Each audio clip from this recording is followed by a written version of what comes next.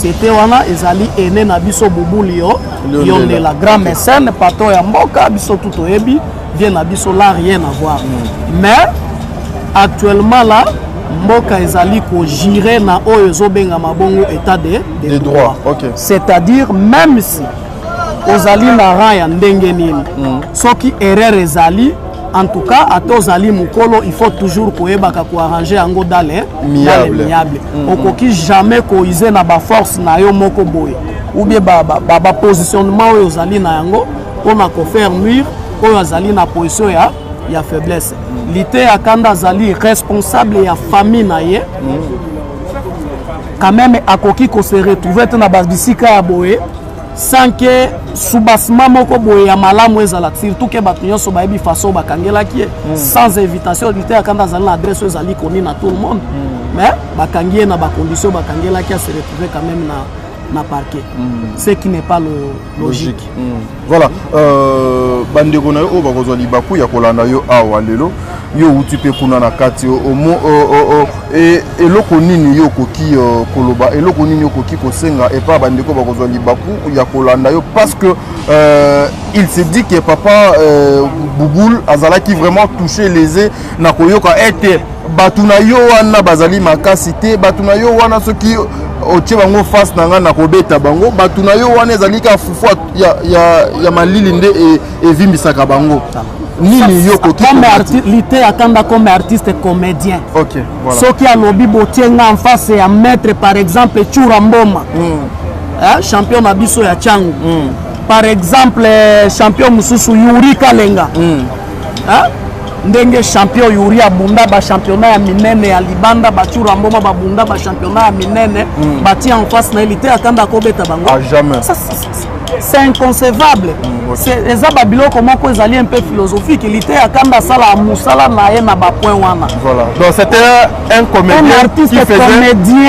La comédie na ndenge ya mesana. Ça n'a rien à voir na makambu ya service ya sécurité ya kulutu Bubuli Yondela ke bazaka makasi te ou bien boye na boye tant babande ko menacer lité abeta ki moko akokai ko tindika moko qui veut dire baza makasi mais ya zui yango na sens ya comédie eza rien à voir na makambu ya Bubuli Yondela. Voilà. Donc ça n'a rien à voir. Tozo kabwana bandeko ba kanisa te touta ki kozala na yo tu fais toujours du bien na ba mélomane na ba fan na bandeko nyonso balandaka yo moi ntuka pour etika bango na moi qu'est-ce que c'est na yebite nazo lingana raisonner eloko moko boye na lingala mais po yo olimbola ngo mais ezoyela ngai te okobeta bango moi ntuka et puis tout le commettre comme un message na ba fan nyonso ya lité akanda ya monde entier o bazolanda biso na minute oyo ke bazala calme lité akanda azali mutu na bango apesa bango toujours ka plaisir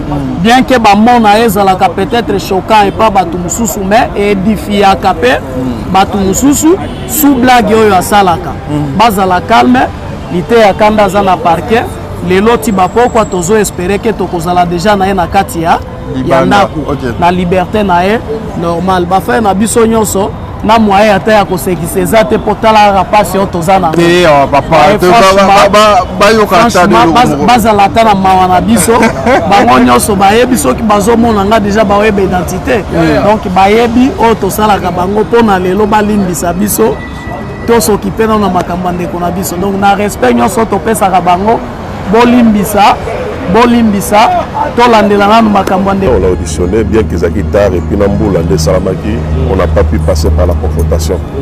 Aujourd'hui si nous sommes venus c'est pour parce que il faudrait une confrontation Salamalelo. OK. La confrontation de Baïbaka l'infraction est vendue.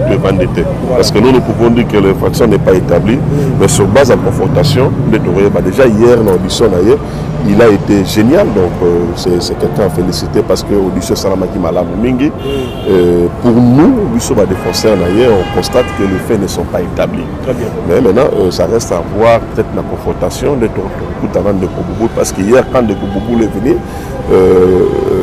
on n'a pas eu la confrontation compte tenu à pluie. Okay. C'est aujourd'hui que nous espérons que la confrontation de Salama, afin que Toye va déchiffrer le dossier. Mais maître, tu as commis 12h45, tu as déjà mis à 13h. Est-ce que à comité ou à comité Bon, jusque-là, on lui a fait signe, il dit qu'il est en route. Okay. Nous attendons encore qu'il vienne. J'aime surtout Komaki vers 8h. L'instructeur peut annoncer à Komaki déjà vers 8h, mais on attendait que lui. Donc s'il ne vient pas, en tout cas, le parquet va passer outre parce que la liberté, c'est un droit. Okay. Donc pour retenir Wana, ils allaient peut-être répondre on a constaté que peut-être il y a des indices de culpabilité à son égard, mais aussi fuite néros à la crème.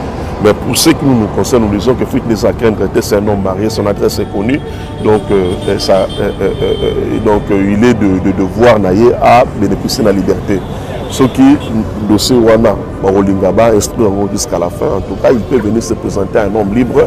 Et puis, au cas où on va constater qu'il est dans les mains, le dossier sera transféré devant le maître. C'est une rumeur de Yoki, Balobi a fondé pour une incitation à la haine, un jour public. Boubou on a déterminé que Ndegonabi solitaire a souka en prison. Est-ce que Tommy Bekoni par rapport à l'insulte, un jour à Sali na niveau vous devez comprendre que Bouboul n'est pas magistrat, il n'est ni inspecteur. Okay. Donc Bouboul Azali n'est qu'un Congolais, mais surtout à se plaindre devant la justice. Donc on dit que Kangaye d'abord réseau de prendre de Bouboul. Donc on l'a interpellé parce qu'il y a eu une plainte qui a été déposée contre lui. Continue d'un peu dans ma cas là, et ça dépend de la bon vouloir en Bouboulté. Parce que lui, il n'est pas magistrat tel que je viens de dire, il ne travaille pas dans la justice. Donc c'est à la justice maintenant, on a su réellement transférer dans ma cas là ou pas. Donc ils ont de prendre la volonté en Bouboulté. Mais le maître, le lingue bakangela qui est payé, est-ce que ça la marabongo? Aux enlèvement, invitation, subitement, est-ce que Nami Beko et le bon maître? Bon, en fait, sur la procédure pénale, on parle des actes de procédure. Entre autres, il y a la plainte, mais il y a quoi de l'invitation. L'invitation, oui. Bon, mais maintenant, aspect mon corps, le ministère public aussi peut procéder par un mandat d'amener ou peut bien par un avis de recherche. Bon, Bongo va procéder peut-être à une invitation, un avis de recherche. Entre guillemets, il semblerait qu'adresse qui en côté.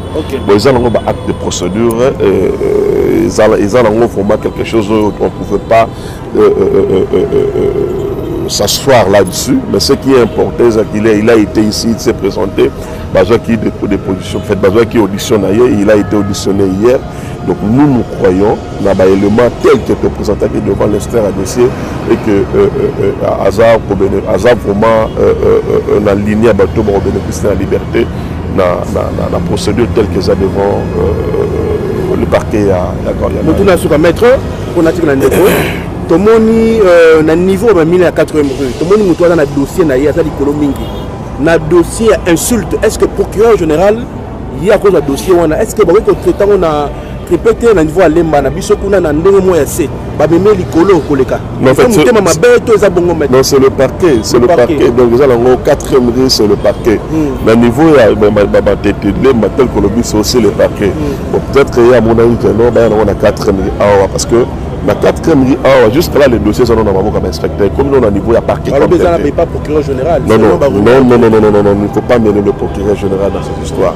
Les dossiers jusque-là, ils sont instruits par les inspecteurs. Donc, on continue à parqueter. C'est un inspecteur qui est en train de gérer ces dossiers. Donc ce n'est pas encore le parquet. L'inspecteur a droit à gérer le dossier. C'est comme la police. Donc 48 heures. Si Mamoni qui peut-être ça ne tient pas, l'inspecteur il faudrait que ça soit transféré maintenant au niveau du parquet, afin que le parquet puisse avoir un numéro RMP pour que le RMP là va inscrire sur le parquet. Est-ce que vous peintre à finir? Non, on appelle ça en français bagage, tout à fait sage. Voilà, Naza a besoin de nos questions pour Naïba parce que tu viens de l'intérieur. Accusé c'est l'injure qui est là. L'injure, les alliés, tous c'est la papa Boubou, ici, bon, on confronter Bango, mais en tout cas, papa Boubou, il y a des grand culturel. Mon émission, c'est si la fait l'autorisation, bon finger, bon c'est 4, ça